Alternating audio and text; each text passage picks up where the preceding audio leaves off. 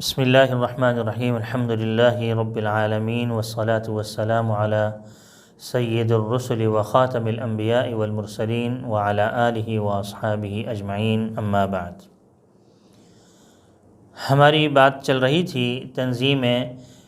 مدارس کے سلسلے میں، اور یہ عرض کیا گیا تھا کہ تنظیم میں مدرسے کے سلسلے میں 3 عوامل نہایت اہم ہیں، جس میں اغراض و مقاصد کی تشکیل کہ جس کے سلسلے میں ہماری بات ہو چکی ہے۔ دوسری چیز ہے منتظمین مدارس۔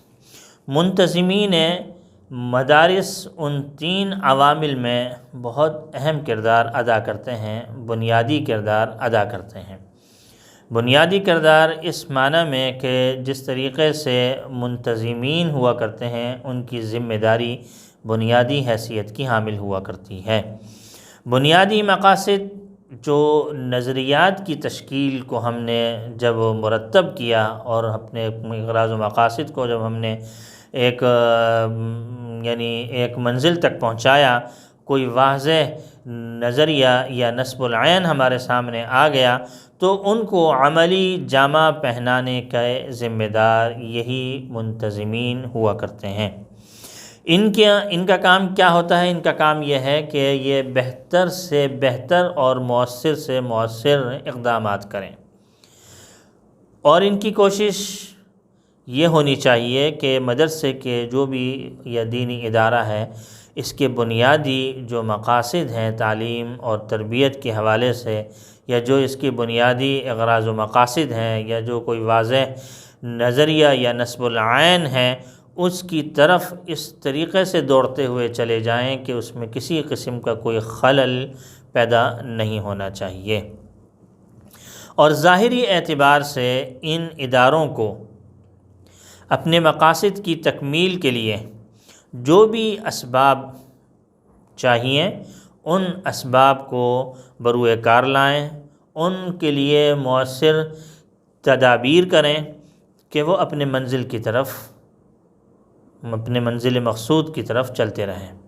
اور اپنے اغراض و مقاصد کی تکمیل کرتے رہیں۔ اس سلسلے میں منتظمین مدارس کا کام وہ داخلی بھی ہوا کرتا ہے اور خارجی بھی ہوا کرتا ہے۔ داخلی اعتبار سے بھی اس میں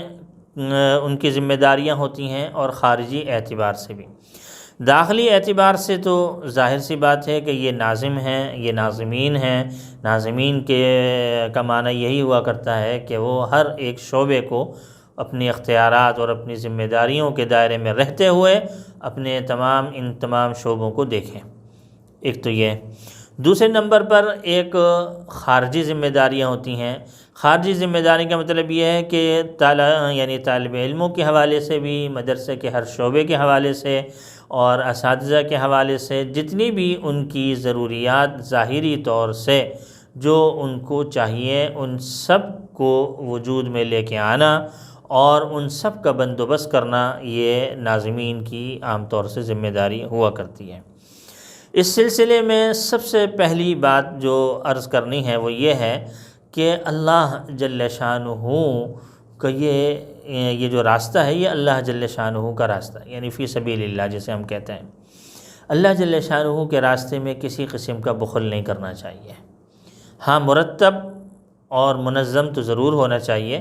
اخراجات کے حوالے سے، لیکن اخراجات میں کسی قسم کا کوئی بخل نہیں کرنا چاہیے۔ وسعت ذہنی اور اس کے ساتھ ساتھ پختگی، خیالات کی پختگی، یعنی اپنے مقصد کی طرف جب آدمی چل رہا ہے، جب اس کا خیالات پختہ ہوں گے، جب اس کے ذہن میں وسعت ہوگی، تو انشاءاللہ العزیز مدرسے کی جو ظاہری اسباب ہیں، جیسے مدرسے کی عمارتیں ہیں جو کہ اپنے درسگاہوں کے حوالے سے بھی ہوں، یا مدرسے کی عمارتیں مطبخ کے حوالے سے ہوں، یا درسگاہوں کے حوالے سے ہوں، یا دارالاقامے کے حوالے سے ہوں، کسی بھی لحاظ سے جو عمارتیں ہوں وہ بھی بہت اچھے انداز سے ہوں، اور وہ بھی اس ضرورت کو پورا کرتے ہوں جس کے لیے وہ بنائی جا رہی ہیں۔ اور تعلیم اور تربیت کے حوالے سے بھی طالب علموں کے جامع مانع اسباب مہیا کرتے ہوں۔ مدارس کی جو یہ نظام تعلیم اور تربیت ہے، اس حوالے سے اگر ہم دیکھیں تو یہ بہت بڑا ایک کام ہے، اور یہ اس کے اندر ایک شعبہ نہیں بلکہ ہزارہا شعبے اس کے اندر اس سے منسلک ہیں اور اس کے ساتھ مربوط ہیں۔ اگر تو ہم اس چیز کو دیکھیں اور اس کے حالات کا جائزہ لیں اور اس کی وسعت اور گہرائی کی طرف توجہ کریں تو یہ بات سامنے آتی ہے کہ واقعتاً یہ کام صرف یعنی حکومت کا ہو اور یہ کام جو ہے وہ ریاست کرے تو یہ بھی ایک یعنی یہ بھی بات ایسی ہے کہ جو کہ ان کے لیے بہت بوجھ کا باعث ہے۔ اور اگر مخیر حضرات کی طرف توجہ کریں، فاعلین خیر جو ہوا کرتے ہیں، متمول جو عوام ہوا کرتی ہیں، مخیر حضرات ہوا کرتے ہیں، اگر ان کی طرف ہم توجہ کریں کہ وہ ان اسباب کو پورا کریں تو یہ بھی ان کے لیے بظاہر اچھا خاصا بوجھ کی بات ہے۔ تو اس سلسلے میں گزارش یہ ہے کہ اصل کام تو یہ حکومت کا ہے کہ یہ حکومت اس کام کو کام کرے، یعنی حکومت اس کے لیے مؤثر جو ہے وہ اقدامات کرے، اور مؤثر اقدامات کا مطلب یہ ہے کہ ایسا نظام تعلیم وجود میں لے کے آئے کہ جو کہ یکساں نظام تعلیم ہو، کہ جو کہ دینی اور دنیاوی لحاظ سے ایک حد تک پوری ضرورتوں کو پورا کرنے والا ہو۔ اس سلسلے میں ہمارے دینی ادارے بھی بہت ماشاءاللہ یعنی شاباشی کے اور حوصلہ افزائی کے مستحق ہیں کہ الحمدللہ انہوں نے ایک حد تک دنیاوی تعلیم کو، جو ہر انسان کی ایک ضرورت ہوا کرتی ہے، ضرورت کے بقدر دین کی تعلیم کے ساتھ ساتھ دنیاوی تعلیم کو بھی اس میں جاری رکھا ہے، اور نصاب تعلیم ایسا مرتب کیا ہے کہ جس میں دونوں چیزیں چل رہی ہیں۔ لیکن اس کے ساتھ ساتھ جو ہم حکومت سے اس بات کے شاکی ہیں، اور حکومت جو اکثر و بیشتر جو حکومتیں ہیں ہماری، ان میں یہ چیزیں نہیں پائی جاتی، اور وزارت تعلیم جو باقاعدہ اس کی ذیلی ادارہ ہوا کرتی حکومتی، وہ وفاق کا جو ذیلی ادارہ ہوا کرتا ہے، اس سے بھی ہم اس بات کے شاکی ہیں، اور اس بات کو ہم یعنی عرض کرتے ہیں کہ یہ ایک ایسا خلا جو ہمارے درمیان پیدا ہو رہا ہے، ایک دنیا دار طبقہ ہے اور ایک دیندار طبقہ ہے، اس کے اندر جو یہ خلا پیدا ہوا ہے، یہ خلا سب سے بنیادی کردار ہمارا تعلیمی نظام اور تربیتی نظام کے درمیان جو یعنی اختلاف ہے، اس اختلاف کی وجہ سے یہ تمام چیزیں وجود میں آئی ہیں۔ اگر تو نظام تعلیم، نصاب تعلیم اور اس کی تربیت کے حوالے سے اگر ہم دیکھیں کہ اگر کسی حد تک یعنی ایک بہت بڑے ایک اسٹاپ تک اگر ہمارا نصاب تعلیم اور نظام تعلیم و تربیت یکساں ہوں تو الحمدللہ ذہنی ہم آہنگی کے ساتھ ساتھ ہم پورے ملک میں ایک چیز کو نافذ کر سکتے ہیں، اور اس کے نفاذ میں، شریعت کے نفاذ میں یا پھر دینی باتوں کے نفاذ میں ہمیں کسی قسم کا کوئی اختلافات سامنے نہیں آئیں گے۔ لیکن جہاں اختلافات سامنے آتے ہیں وہاں بنیادی وجہ اس کی یہی سامنے آتی ہے کہ جن لوگوں کا اس کے اندر عمل دخل ہے ان کا ذہن دینی نہیں ہے۔ اگر تو نصاب تعلیم ایک ہوتا، اور اگر نصاب تعلیم کے ساتھ ساتھ نظام تربیت ایک ہوتا تو انشاءاللہ العزیز یہ تمام باتیں ہمارے لیے اختلافات کا باعث نہیں بنتی۔ تو اس سلسلے میں ایک تو نصاب تعلیم اور نظام تعلیم اور اسباب تعلیم، ان سب کے سلسلے میں منتظمین مدارس اگرچہ وہ کام کرنے والے ہوتے ہیں، اگرچہ وہ یعنی ان شعبوں کو لے کے چلنے والے ہوتے ہیں، تمام چیزوں کے لیے مؤثر اقدامات کرنے والے ہوتے ہیں، لیکن ان اقدامات کے لیے جو ہمیں فنڈ کی ضرورت ہوتی ہے، جو ہمیں حالات کا سامنا کرنا پڑتا ہے، اس میں ہم عوام کے اوپر بھی پورا بوجھ نہیں ڈال سکتے، حکومت کے اوپر بھی بہت بڑا بوجھ اس سلسلے میں نہیں آ سکتا۔ یہ ایک ایسی ضرورت ہے جو کہ ہماری طبعی ضرورت ہے،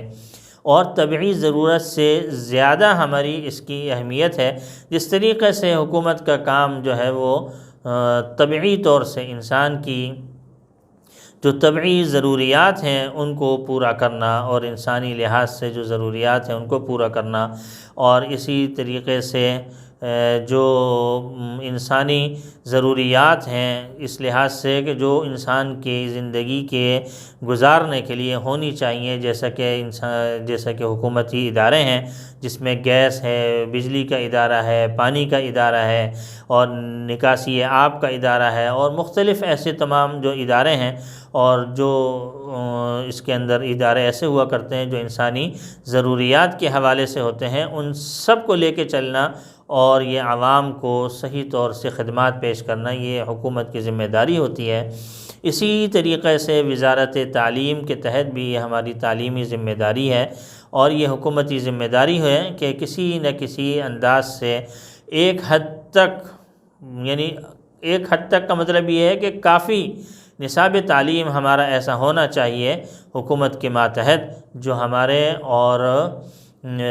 عصری تعلیم اور دینی تعلیم دونوں یکساں طور پر لے کے چلتے رہیں۔ انشاءاللہ العزیز جب یہ دونوں چیزیں ایک ساتھ چلیں گی، جو آگے تخصصات ہوتے ہیں، ظاہر سی بات ہے کہ کوئی انجینئرنگ کی لائن میں آتا ہے، کوئی ڈاکٹری کی لائن میں آتا ہے، کوئی سائنس کی لائن میں آتا ہے، تو کوئی فقہ کی لائن میں آتا ہے، تو کوئی حدیث شریف کی لائن میں آتا ہے، تو کوئی اور علوم و فنون کی لائنوں میں اپنی خدمات سر انجام دینا چاہتا ہے اور اپنی علمی صلاحیتوں کو پروان چڑھانا چاہتا ہے۔ ظاہر ہے کہ اس کے اندر تو پھر ہم تخصصات ہم اس کو کہہ سکتے ہیں، اس میں تو راہیں الگ الگ اور جدا ہو جاتی ہیں، لیکن اگر ہم ایک حد تک تعلیم کا نصاب اور نظام تربیت وغیرہ سب ایک انداز سے رکھیں گے تو انشاءاللہ العزیز ہمارا پورا ملک کا نظام، پورے ملک کے لوگوں کی ذہن سازی اور پورے لوگوں کے پورے عوام کے خیالات یہ یکساں ہوں گے، اور اس میں کسی قسم کے بھی نفاذ، کسی قسم کے بھی کوئی اگر ہم بل پاس کرتے ہیں، کوئی قانون نافذ کرنا چاہتے ہیں، کوئی قانون بنانا چاہتے ہیں، تو کسی بہت زیادہ اختلافات کا سامنا ہمیں نہیں کرنا ہوگا۔ اللہ تعالی عمل کی توفیق عطا فرمائے۔ وآخر دعوانا ان الحمد للہ رب العالمین۔